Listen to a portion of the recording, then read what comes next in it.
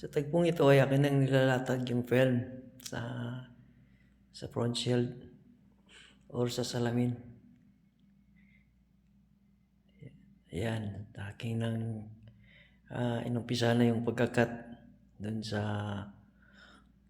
mga gilid ng glass.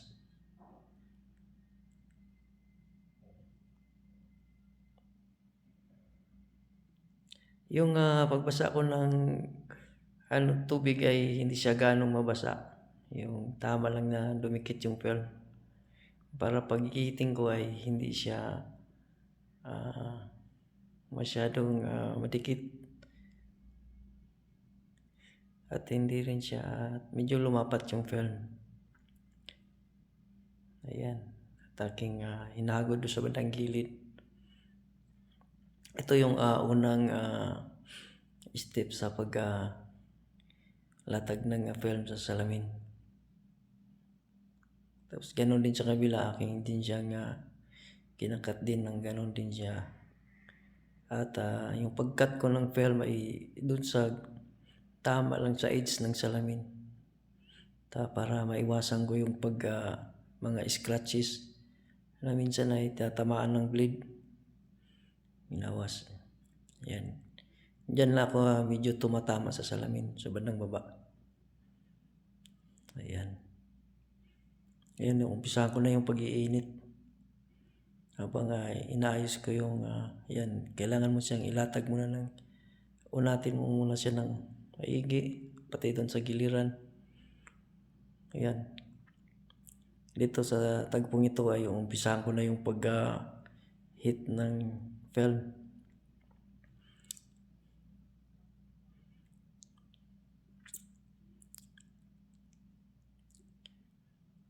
Ayan. Umpisahan ko na yung pag-hit ng film. At yung pag-hitting ko ay hinahayaan ko siyang lulubog muna yung film sa salamin. Hinihit ko muna lahat yung film bago mo siya hagurin para maiwasan mo yung mga tupi-tupi. Kailangan lumatag muna yung film sa salamin, makuha yung tamang hulma ng salamin. Para pagkat mo ng film, wala ng film na nakaangat, lahat nakadapa na siya. So ganyan.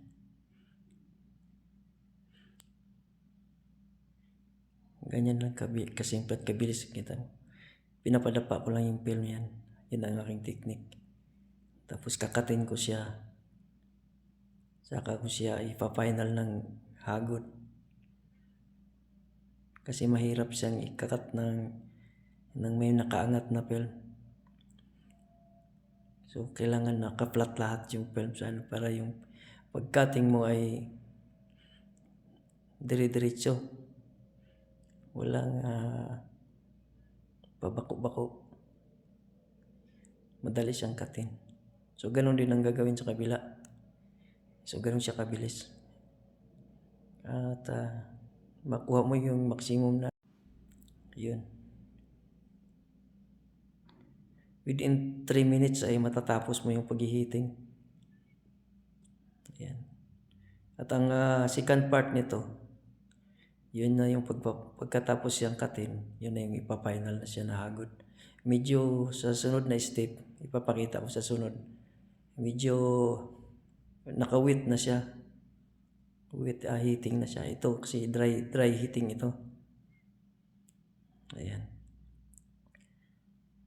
So mabilis mo siyang mapadapa basta dry siya. Ayan mga kahagod. Ganon din sa kabila. Sa bandang baba. Yan, hagod-hagod naman siya ng banayad lang. Ingat lang baka minsan natutupi din yung film pagka mali yung paghimas mo ng film. Kasi ang purpose lang talaga dito padapain mo yung film. Yan. At para madali siyang katin. Wala siyang nakaangat.